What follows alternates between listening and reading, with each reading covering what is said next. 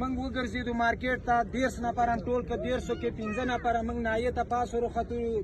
دوم نفر د نایې ده چې معاون وایه او که دوم نفر وایه ده سره موږ دا خبره شریکه کړله کېناستلو دغه چې موږ شپږ نیمې بجې غونډه کې زه ورغلی ما باندې دا غږ وکړ چې دغه مارکیټ د پکتیا مارکیټ دکانداران تاسې خبر کوي چې دغه مارکیټ موږ ورانوو او تاسې هم دا مالونه کموئ که وړئ که هر رقم یې کوئ نه دغه بازار هم خلاصوي سر هم خلاصه موږ په جواب کې بیرته دغه معاون د نایې ته ورته ویلی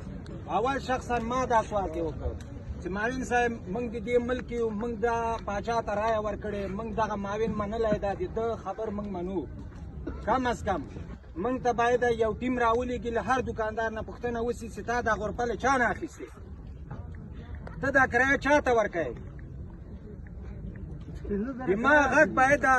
معاون صاحب واوري پس له غږ نه به زه په خپله خوښۍ باندې دا دوکان بندوم انډیواله مال به ترې وړم او دوی ته چې څه رقم د حکومت خوښه وي همغسې کار کوو داسې نه کېږي چې ما نه $10,000 اخیستي دي پې غرفې له هر غریب نه دې کې د ښځې طلا خرڅه سوې دې کې زیړه غوا خرڅه سوې دې کې پیسې را قرض سوي د ما نظر دا ده چې تاسو یو ټیم راولېږئ ټیم دې له هر دوکاندار نه پوښتنه وکړي هره غرفه په دو باندې 15,000 او 10,000 او $15,000 خرڅه سوې مفت نه دي ناست د دې موږ ته صاحب پیدا کړه چې د موږ پیسې لاسته راسي موږ بل کار کوو شخصا دا ما باندې چې اوس غږ وکړي زه له خپل دغه دوکان نه تېر یم په دې باندې دې شي نه یم تېر چې ما ته انډیواله شخص معلوم وي چې ما نه $10,000 اخیستي او زه ځان په غلی کړم زه هم د دغه ملک یو فرد یم یو انسان یم ظلم ما سره ولې وسي دوه غرفې لرم خپله دوکانداري کوم خپلو بچیو ته رزق ګټم دلته چې موږ کله راغلو موږ په دې کې کله راغلو دغه د وخت دفتر موږ باندې دا غرفې په $10,000 $8,000 $15,000 باندې خرڅ کړلې موږ په دغه کې چې خپله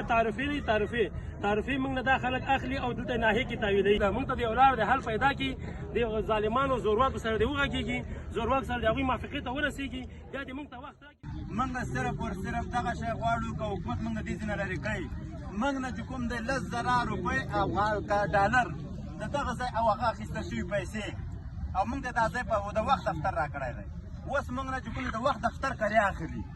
اوس په دې باندې زمونږ چې کوم د یو خپل ملک جوړ کړی دا په هغه باندې بار بار چې کوم د مظاهرې هغه کېږي چېرې مثال په طور دا دې بندي کړی شي ملک موږ نه پیسې اخیستې دي ملک دفتر معلوم دی چې موږ نه کریا اخلي او هر یو شی موږ نه ماغه اخلي ملک مایر خان مایل موږ نه چې کوم $15 نه دی اخیستي مایل صرف او صرف د غریبو خلکو خبرې ته وګوري او په دې مارکیټ کې لانجه راشي هغه لانجه حل کوي